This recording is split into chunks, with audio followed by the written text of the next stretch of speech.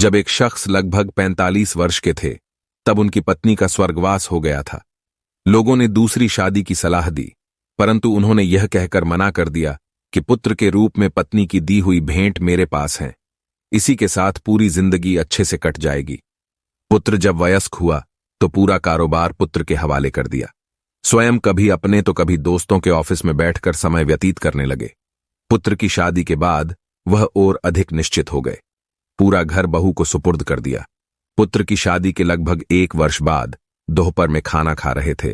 पुत्र भी लंच करने ऑफिस से आ गया था और हाथ मुंह धोकर खाना खाने की तैयारी कर रहा था। उसने सुना कि पिताजी ने बहू से खाने के साथ दही मांगा और बहू ने जवाब दिया कि आज घर में दही उपलब्ध नहीं है।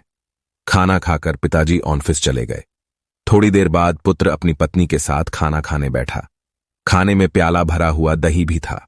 पुत्र ने कोई प्रतिक्रिया नहीं दी और खाना खाकर स्वयं भी ऑफिस चला गया।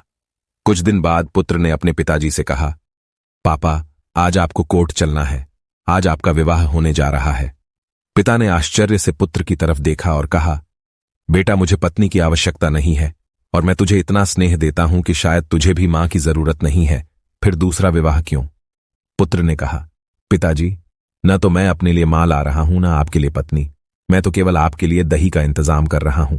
कल से मैं किराए के मकान में आपकी बहू के साथ रहूंगा तथा आपके ऑफिस में एक कर्मचारी की तरह वेतन लूंगा, ताकि आपकी बहू को दही की कीमत का पता चले।